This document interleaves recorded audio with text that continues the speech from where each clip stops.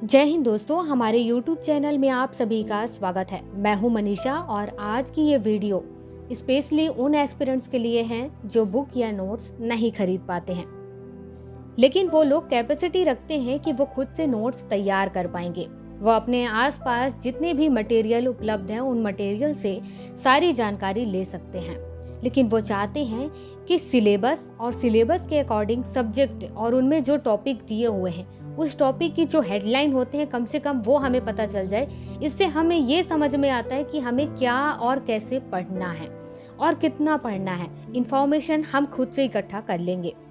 तो मुझे लगा कि क्यों ना ऐसे स्टूडेंट्स तक हम वीडियो के माध्यम से उनको ये इंफॉर्मेशन उपलब्ध करा दें। लेकिन आपके मन में एक सवाल तो जरूर आएगा कि मैं जो चीजें बताऊंगी वो कितना सही है, आप कैसे यकीन करेंगे कि मैं सही हूँ।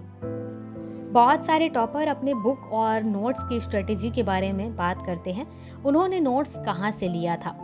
तो बहुत सारे टॉपर्स के मुंह से ये भी सुनते होंगे कि विजन आईएएस के नोट्स वो लेते हैं और फिर उसके बाद उन्होंने पढ़ाई की और अपनी कैपेसिटी के अकॉर्डिंग फिर उन्होंने यूपीएससी सीएससी एग्ज़ाम क्रैक किया।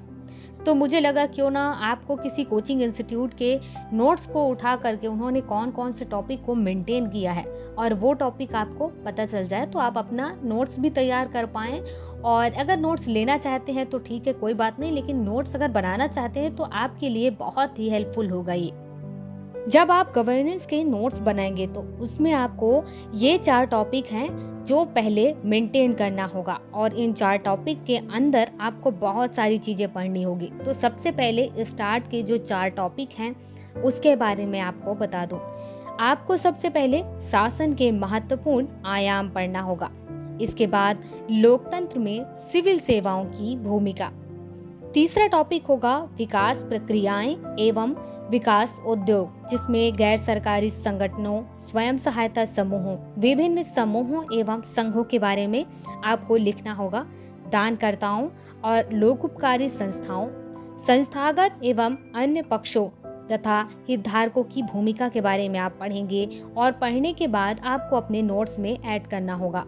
और उसके बाद जो चौथा टॉपिक है सरकारी नीतियों और विभिन्न क्षेत्रों में विकास के लिए हस्तक्षेप और उनके अभिकल्पन तथा कार्यान्वयन के कारण उत्पन्न विषय।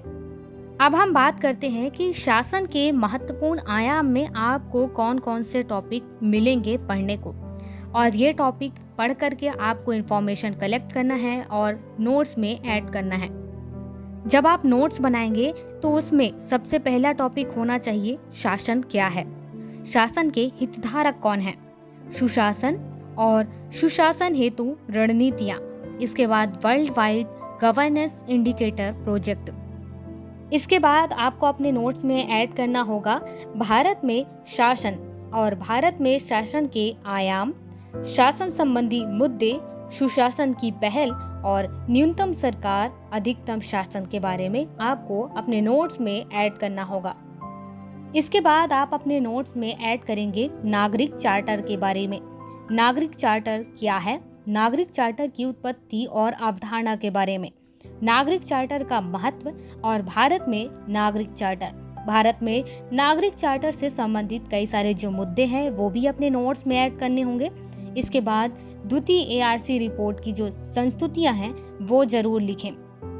इसके बाद सर्वोत्तम मॉडल, ये टॉपिक आपको ऐड करना होगा, जिसमें आप सर्वोत्तम मॉडल क्या है, मॉडल का महत्व क्या है, सेवाओं का समयबद्ध वितरण, ये सब चीजें आपको अपने नोट्स में ऐड करने होंगे। इसके बाद आपको अपने नोट्स में सामाजिक लेखा परीक्षा के बारे में भी ऐड करना होगा, जिसमें आपको सामाजिक लेखा परीक्षा क्या है, सामाजिक लेखा परीक्षा की आवश्यकता के बारे में लिखना होगा, सामाजिक लेखा परीक्षा के सिद्धांत और सामाजिक लेखा परीक्षा का महत्व। इसके बाद आपको अपने नोट्स में ऐड करना होगा सामाजिक लेखा परीक्षा की सीमाएं, और फिर इसके बाद पढ़ना होगा ई गवर्नेंस और अपने नोट्स में ऐड करना होगा कि ई गवर्नेंस क्या है, ई गवर्नेंस की क्या क्या संभावना है, ई गवर्नेंस की क्या मॉडल है। इसके बाद अपने नोट्स में ये भी ऐड करना होगा कि ई शासन संबंधी भारत सरकार ने क्या क्या पहले की हैं, जैसे कि सरकार से नागरिक संबंधी पहले, सरकार से व्यवसाय संबंधी पहले और सरकार से सरकार संबंधी पहले। इसके बाद शासन के आयाम में कुछ चुनौतियां भी आती हैं। इन चुनौतियों के बारे में भी अपने नोट्स में ऐड करना होगा, लिखना होगा, जैसे कि आर्थिक चुनौतियां, तकनीकी चुनौतियां क्या आती हैं, परिवेश संबंधी जो सामाजिक चुनौतियां हैं वो क्या हैं। इन चुनौतियों के बारे में भी आपको लिखना होगा, अपने नोट्स में रिवीजन भी करना होगा लिखने के बाद। अभी तक जो टॉपिक मैं बताई थी वो शासन के आयाम संबंधी थे। अब हम दूसरा टॉपिक देखेंगे में सिविल सेवाओं की भूमिका। लोकतंत्र में सिविल सेवाओं की भूमिका में क्या क्या टॉपिक ऐड करना है, अब उसके बारे में मैं बात करती हूँ। जैसे भारत में सिविल सेवाएं, भारत में सिविल सेवाओं का विकास, वर्तमान स्थिति, भारतीय संविधान में सिविल सेवाओं से संबंधित प्रावधान।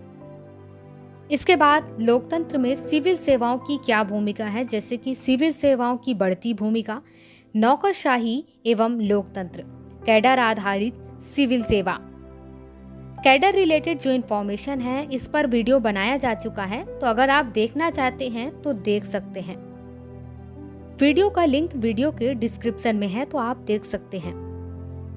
इसके बाद आप भारत में सिविल सेवाओं से जुड़े जो मुद्दे हैं उसके बारे में भी अपने नोट्स में ऐड करें, जैसे नौकरशाही का वेबेरियन मॉडल संबंधित मुद्दे। इसके बाद अखिल भारतीय सेवाओं से जुड़े मुद्दे हैं, अखिल भारतीय सेवाओं का महत्व, अखिल भारतीय सेवाओं से जुड़े कुछ मुद्दे और सरकारी आयोग की सिफारिशें। इसके बाद सिविल सेवाओं में आवश्यक सुधार क्या क्या किए गए हैं इसके बारे में आपको अपने नोट्स में ऐड करना होगा।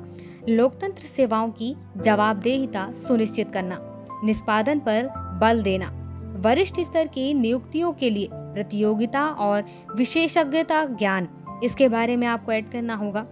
प्रभावी अनुशासनात्मक व्यवस्था, कार्य संस्कृति का रूपांतरण, नियमों और प्रक्रियाओं को सुव्यवस्थित करना।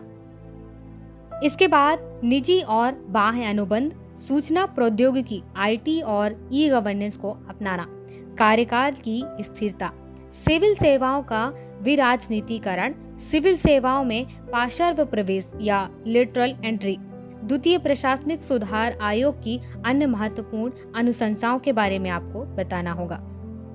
तो इस प्रकार से जो टॉपिक मैं बता दी हूँ अकॉर्डिंग टू विजन आईएएस के नोट्स के, तो आप इन टॉपिक्स को उठा करके अपने नोट्स में सभी इंफॉर्मेशन कलेक्ट करके अपने नोट्स को तैयार कर सकते हैं और पढ़ सकते हैं।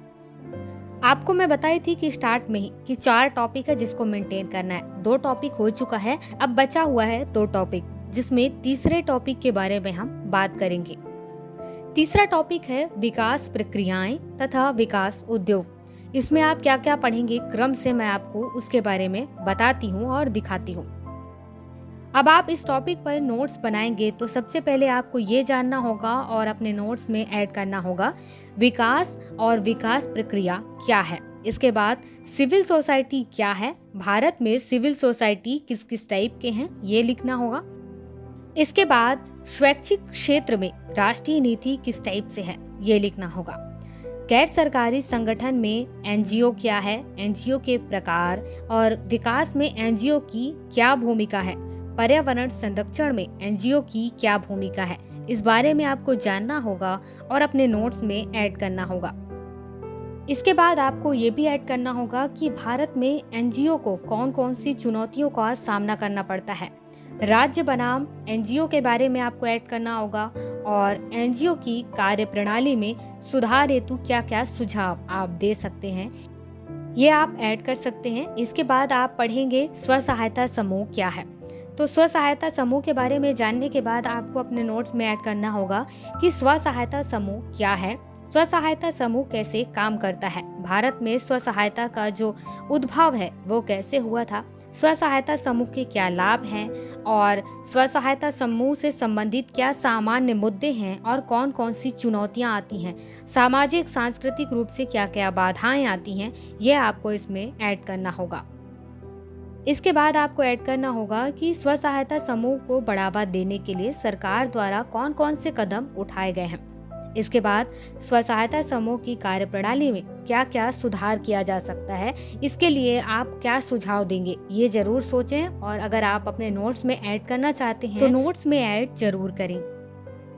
इसके बाद आपको अपने नोट्स में ऐड करना होगा कि भारत में विकास सहायता क्या है और विदेशों के द्वारा मतलब जो विदेशी सहायता है वो किस प्रकार से की जाती है, विदेशी वित्त पोषण और एनजीओ के बारे में भी आपको इन्फॉर्मेशन लिखना होगा और वो इन्फॉर्मेशन आप लेके रखें। इसके बाद आपको अपने नोट्स में ऐड करना होगा कि सूक्ष्म वित्त संस्थान क्या है, विकास में सूक्ष्म वित्त संस्थान की भूमिका, सूक्ष्म वित्त संस्थानों से संबंधित मुद्दे और सूक्ष्म वित्त संस्थानों के कार्यकरण में सुधार लाने हेतु क्या क्या सुझाव दिया जा सकता है, इसके बारे में भी आपको अपने नोट्स में ऐड करना होगा। इसके बाद कुछ इन्फॉर्मेशन ऐसे हैं जो लगभग सभी को पता होता है, लेकिन फिर भी आप अपने नोट्स में ऐड करना चाहे तो कर सकते हैं, जैसे कि सोसाइटी क्या है, ट्रस्ट क्या है, एंड भारत में जो वक्फ बोर्ड हैं वो कैसे हैं, कितने टाइप के होते हैं, क्या है, श्रमिक संघ किस टाइप के होते हैं, क्या काम करते हैं, आप उनके बारे में जो जानकारी अपने नोट्स में ऐड कर सकते हैं।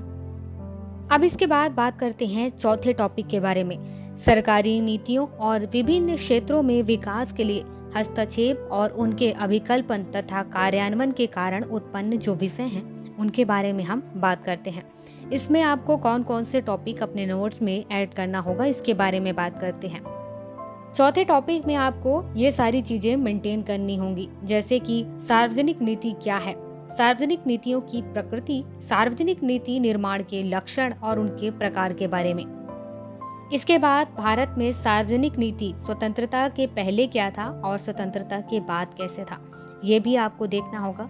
भारत की सार्वजनिक नीति निर्माण की कमजोरियों के बारे में, उसे सुदृढ़ बनाने में और इसके क्रियान्वयन में नागरिक समाज की क्या भूमिका हो सकती है, नीति निगरानी और मूल्यांकन के बारे में भी आपको सोचना होगा, इंफॉर्मेशन कलेक्ट करना होगा और अपने नोट्स में ऐड करना होगा।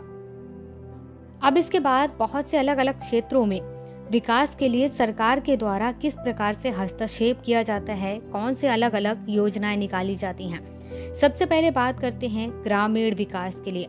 ग्रामीण या रूरल डेवलपमेंट के लिए बहुत सी योजनाएं निकाली गई हैं, जैसे कि महात्मा गांधी राष्ट्रीय ग्रामीण रोजगार गारंटी अधिनियम, जिसे हम मनरेगा के नाम से जानते हैं। इसके बाद नेशनल रूअर्बन मिशन, इसके बाद प्रधानमंत्री ग्रामोदय योजना, प्रधानमंत्री उज्ज्वला योजना, दीनदयाल उपाध्याय ग्राम ज्योति योजना, राष्ट्रीय ग्रामीण आजीविका मिशन, मिशन अंत्योदय, प्रधानमंत्री ग्राम सड़क योजना और संसद आदर्श ग्राम योजना।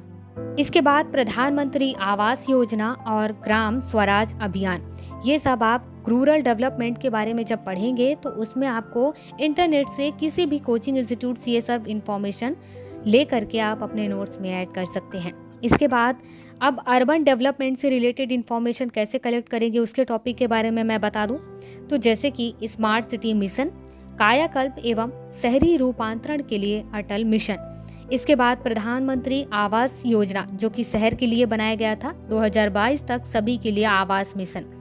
इसके बाद राष्ट्रीय धरोहर विकास एवं संवर्धन योजना। इसके बाद कौशल विकास, प्रधानमंत्री कौशल विकास योजना, दीनदयाल उपाध्याय ग्रामीण कौशल योजना। इसके बाद दिव्यांगजन के कौशल प्रशिक्षण के लिए वित्तीय सहायता, राष्ट्रीय प्रशिक्षु संवर्धन योजना, अल्पसंख्यकों के लिए कौशल विकास। इन टॉपिक के जो भी नीतियां थी, योजनाएं निकाली गई हैं, इन योजनाओं को आप अच्छे से सर्च करके अपने नोट्स में ऐड कर सकते हैं।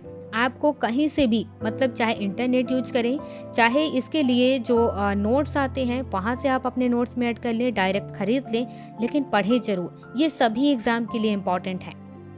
इसके बाद सोशल सिक्योरिटी से रिलेटेड कुछ योजनाएं निकाली गई थी, उसके बारे में बात करते हैं, जैसे कि राष्ट्रीय सामाजिक सहायता कार्यक्रम, राष्ट्रीय पेंशन प्रणाली, अटल पेंशन योजना, प्रधानमंत्री जीवन ज्योति बीमा योजना, प्रधानमंत्री सुरक्षा बीमा योजना और राष्ट्रीय खाद्य सुरक्षा अधिनियम 2013।